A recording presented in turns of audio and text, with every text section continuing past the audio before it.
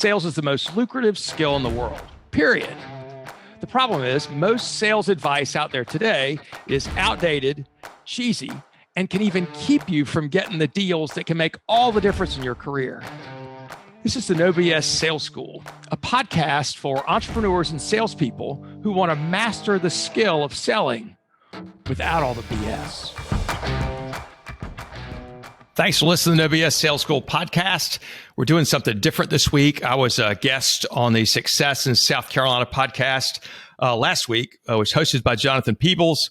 We talked about the addiction to approval that many people have and how that impacts you in sales. We're really going to dig into that subject in this second half of that great podcast. Please listen and share it with anybody that needs to hear.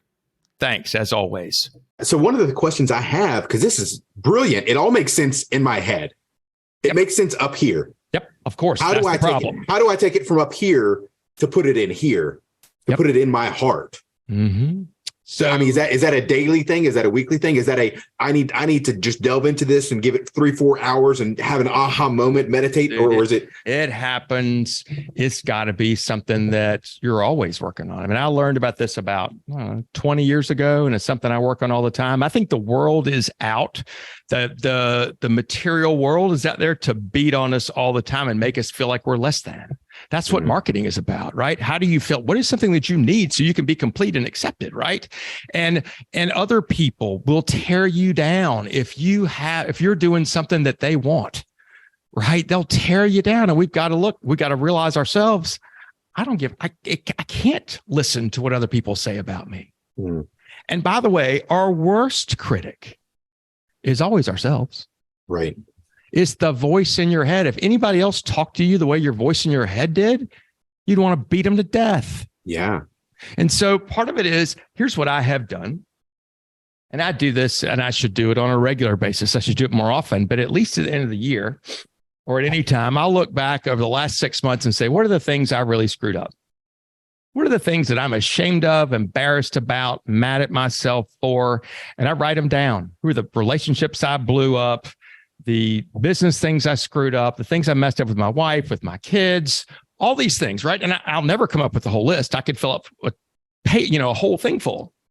And what I've learned to do is write those things down and then put a strike through them and say, I forgive myself. Wow. I forgive myself, because that we got to start with that and forgive yourself, because you're going to screw things up. You're going to fall short. You're not going to be perfect. And the more that you have a solid belief in yourself, the more you'll realize how imperfect you are. Yeah. I think it gives us this power, this superpower of empathy, right? Yeah. And once we realize that we're flawed and no one is perfect, there was one perfect man, no person's perfect on this earth right now, then I can now understand if somebody's short with me, if somebody's mad, they're imperfect. But you know what? Hurt people are hurting people. They've got hurt going on in their life. So I can empathize with them instead of judging them, saying that jerk off cut me off, or that person's talked back to me. That person, I can't believe they do that. Hey, you know what? I'm not perfect. Yeah. And I want to get better, because I'm not perfect is an excuse. Ooh. Right? Yeah. I can get better. And there's this great learning curve, right? When you first learn something, the first thing that happens is you say, this is easy. And then the more you learn about it, the more and more hard you realize. And when you become an expert, you're like, holy shit, this is complicated. Yeah. Right. And so, and I deal with this with salespeople all the time. There are people like me out there. They go, I can talk to anybody. I got lots of friends. I don't need your damn help. How do we keep that mindset of I can get better, but also believe I'm a 10? Yeah. So let's have that picture, right? So picture a seed in the ground. Its value is a 10. It sprouts, its value is a 10. It grows into a bush with flowers. Its value is a 10. It dies and goes into the ground. Its value is a 10. 10 doesn't mean you're complete.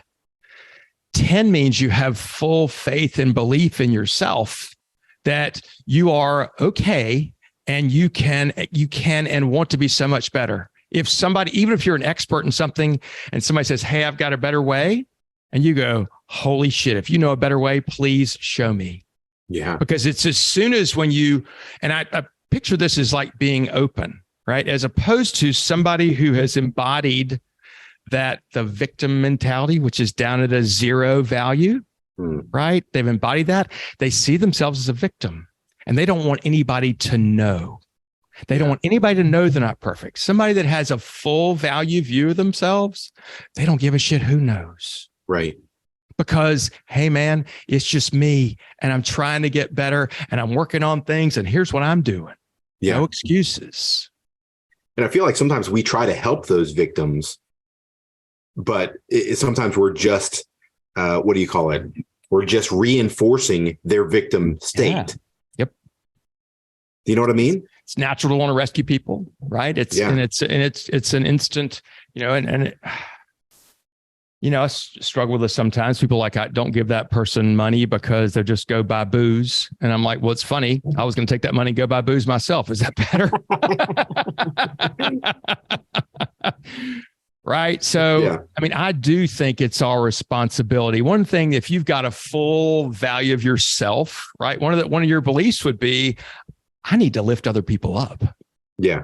If you have a low value of yourself, you see success as being a limited thing and you want to drag other people down. It's one of the ways you can tell what somebody's belief is in themselves is, are they lifting other people up? Are they dragging other people down?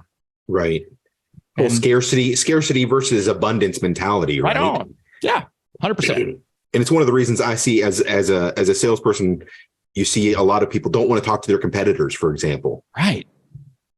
Shit. Because, there's only so much of a market out there. I can't talk to my competitor. Whereas talking to your competitor could end up being the best thing in the world for you. Because like you said, not everybody's perfect for going to be a perfect fit for me and my company. Yep. Well, it's good to know somebody else who does what I do because I can send them the people that don't fit for me. And you know what? They're probably going to do the same for me. Yeah. Especially the ones that are paying the ass. They're assholes. I prefer them over to the guy, right? Jam up their pipeline. Right. You should go talk to him and beat him up on his price. He'll negotiate with you. I won't. Right. So, throw him the shit over there. Right. So, yeah.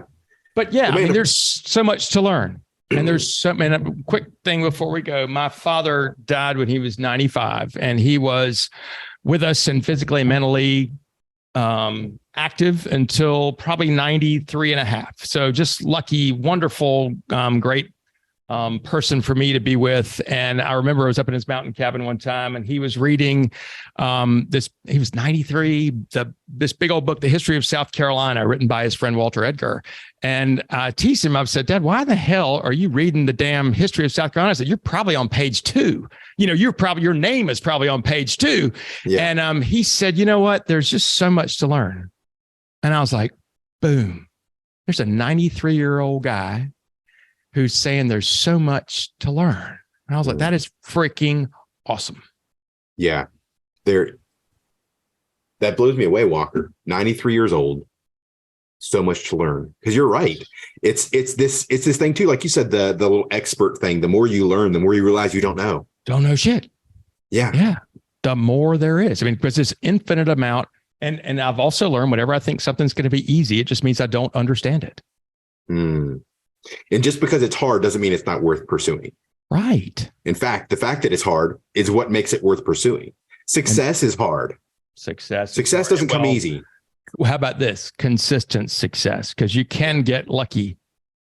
You can get lucky and can be a one-hit wonder, a one-streak wonder. But and again, we can delve into the philosophy of that. But yeah, well, being the best version of yourself is a constant learning, growing thing. It's not something you go, well, it's me. It's when do you give up? When do you say, this is enough? I'm good enough. And that to me, unless you're going to your maker, unless you're a day away from going to your maker, I feel like what a shitty thing. Yeah. We've all got so much to learn. I was just talking to a competitor of mine this morning. He does what I do in California. I've known him for a long time, and we were trading back and forth things that we learned and best practices, that kind of stuff. And he showed me some stuff he's doing. I was like, oh my God, that is so much better than what I have. Yeah. Right. He said, take it, use it, make it yours. Yeah. So I sent him some of my stuff and he said, holy shit, never thought about it that way. I was like, take it, use it, make it yours. Why not? Right. Plenty of success out there. Yeah. Man, I'll tell you, one of the questions that I had Walker walking into this was that there's so many methodologies out there. There's a sales methodology, A, B, C, D. Oh God. You know, you've got and I know that you did some Sandler training and but I mean, do you feel like, I don't personally think that any methodology works exactly for every company, where it's best for every, you got B2B, you've got B2C, you've got multi-million-dollar sale that involves like you said, building that professional relationship. And then you've got a first call sale, little adaptation. Yeah. Transactional, low money, B2C. Yeah. So can you give me a quick take on the pros and cons of the sales methodology systems that are out there, the popular ones? And like, why did you start this No BS, and what kind of separates it? Yeah. So that's a good question. So, I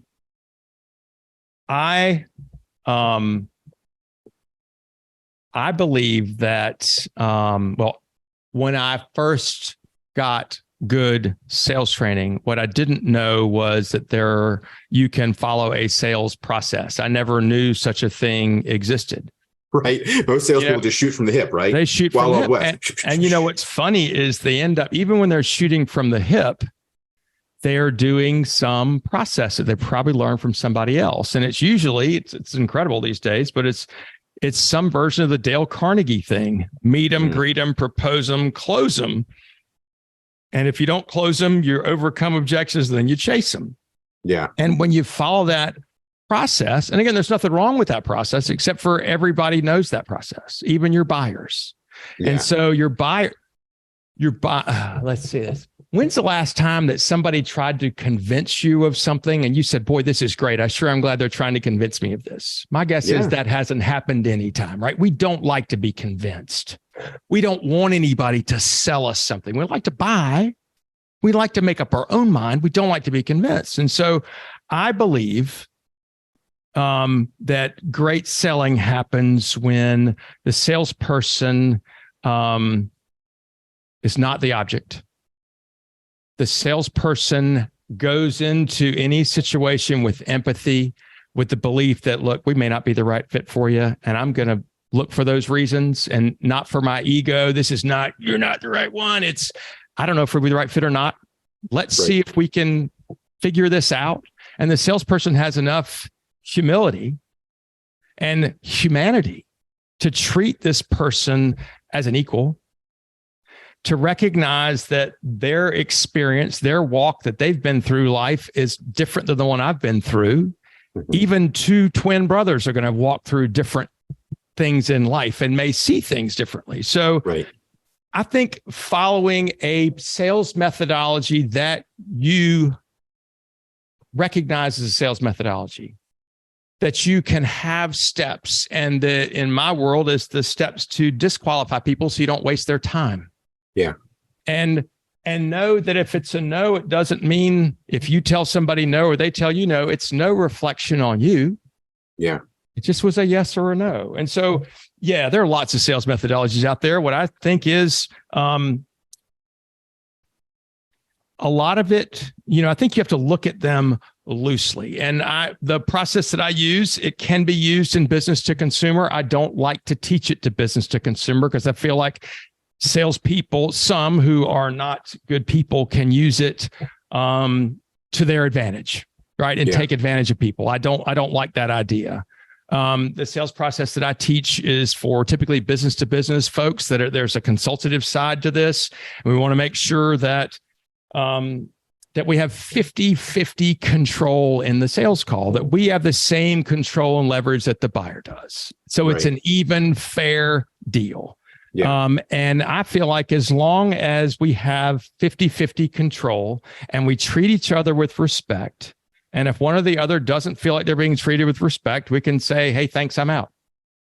But there's this great title of a book, To Sell is Human. We're all, whether you say, I'm not in sales, I would never be in sales, and all these professionals, lawyers stuff, I'm not in sales, I would never make cold calls. Well, sales is so much beyond cold calls, right? It's getting somebody to buy into your ideas. And how can we how can we share our ideas? How can we, how do we create enough trust? Sales to me is having somebody trust you enough to give you money to make a problem go away. Yeah. And there are two questions that a buyer has to answer for themselves, because to buy something or to sell something is to make change, to create a change. So step number one, the buyer must ask themselves is, am I committed to do something different or differently? Yeah. Right. Am I committed to do something? So if you're going to buy a car, am I committed to get another car? Am I committed to sell the car I have? First and foremost, am I committed to do something? Yeah. And then secondly, who do I want to do that with? Most salespeople get this confused and they start with, look at my bright, shiny object. Look at what I have. Don't you want to buy it? This is great. Let me give you all the features and benefits. Well, how much freaking time do we waste trying to convince somebody how great we are when they haven't even convinced themselves that they needed to make a change? Yeah. So that takes a lot of energy. It's a lot of energy, and you waste a lot of time, do a lot of free consulting, and you're aggravating as shit to the person you're talking to. Yeah. So I don't know if I answered your question, but you mentioned in there the people have to trust you to make that decision. Yeah. Yep. But I've heard many times that, hey, know, like, and trust. Know, like, and trust. They've got to know you, like you, and trust you. Nope. And I'll tell you what, that goes back into the approval addiction thing. Yep. If I've got to get them to like me. Yep. I don't give a shit if they like me. Well, a lot of people buy from me and they don't like me because we've had to have a hard conversation. A lot of people buy from me on the first meeting when they don't know me, right? But you have to trust, right? Any more than you're going to interview your ambulance driver to see if you know, like, and trust him before he takes you to the hospital, or you want to know, like, and trust your airline pilot who has your life in his hands. No. True. Right. I love those examples because you don't know your airline pilot. Shit, no. You just assume that they know what they're doing. You trust them, though. Trust them with your life. Implicitly, you're trusting because you're getting on the freaking metal tube and going up in the air with them. Right. And so as a salesperson, to build trust, it has nothing to do with things in common. Most people don't give a shit that they have something in common with you. And a lot of salespeople waste a whole lot of time going, oh, you like to fish? I like to fish. You should see what I've done. Or, hey, let's talk about bullshit, right? What we need to figure out is what's that. The only thing we have to have in common is that we're both interested in helping that other person. Yeah. They're both interested in helping them. I'm interested in helping them and they're interested in getting help themselves. Yeah. That's all. And the market's different than it was 50, 60 years ago too, because back then people needed to be sold stuff. Now there was no information. Right. You needed sales guys to go door to door or wherever it is, because otherwise, where are they going to get their stuff from? Correct. And now people don't like to be sold anymore. They want to buy. Yep. They want to be the buyer. They don't want you to be a salesperson. Yeah. They want you to be the guy that's consulting and it's helping them buy. That's it. And how can nobody can see that you're better till they see that you're different. And I know you talk about the guide versus hero. Yeah, right. The guide versus the hero, right? The hero's got to go close the sale, got to go ring the bell. I made the sale. I won the deal. And that's really hard because if you're not the hero, you're the loser. Yeah. And nobody wants to be the loser. So then they don't take no as an answer. They chase people forever. They're obnoxious, right? They make it all about themselves. And a guide is not about themselves. They're about, is this the right person that I want to help? And you know what? A lot of people are not going to be the right fit. And so I'm going to be the one that when my client hires me, they get to be the hero. They made the right choice. I make their life easier, make them look good. And if that's our goal from our heart, we win. You're Yoda. They're Luke Skywalker. That's what they say. I don't know. I'm not Yoda or anything, but I'm working, right? I'm working to get better and I learn every day. And I don't know. I tell my clients, you'll always know more about your business than I will. And that's a good thing because my question often is, why the hell do you keep doing it that way? Yeah. Let me ask you this. Yeah. How do you keep from going into the other ditch though? Right. To overcome this approval addiction, I got to get past I need people to like me. Yeah. I can't be a people pleaser anymore. I need to be kind, not nice. But at the same time, how do I not swing to the sociopath that I don't give a shit what anybody thinks about me and I'm just going to go out there and do what I need to do? Yeah. So it's a good question. I think you naturally won't go to the other side.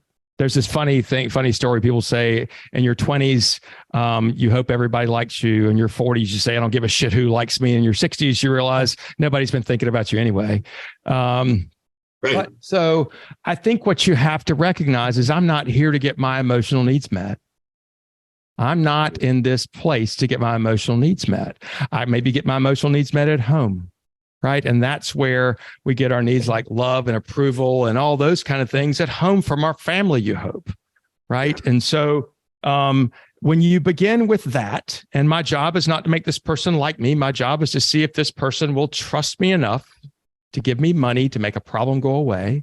And the trust happens when they see that I understand their situation, not because I read their 10Q reports, not because I memorized their website, but because I asked them questions. Every salesperson asks questions. Every salesperson gets data. How many, how much? Great. You're not any different. The great salespeople ask people's opinions. What do you think about your situation? What is your opinion about this thing? So you lost $1 million.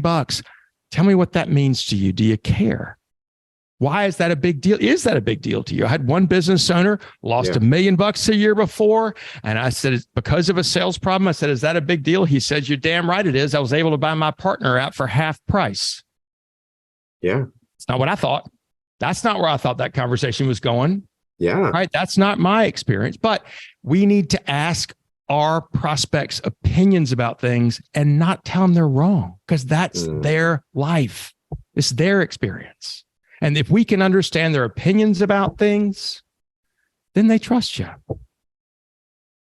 Well, you've given me a lot to swallow here, Walker. Well, you've given me a lot to keep me on here so long. And so people, obviously, I'm sure that our listeners will listen to this and they'll be like, okay, I need to talk to Walker. They can find you at walkermckay.com. I know you guys, you have a special right now. You're giving away free 7 sales mistakes. They can download that.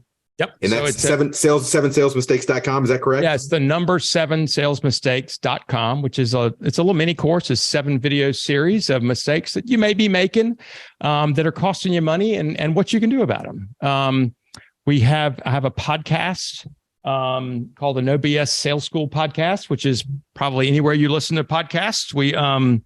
I used to have guests. Now what I do is I just do 5 to 15 minutes of a sales tip twice a week. And I love your me versus me segments that you've been having recently. Those are some of my favorites.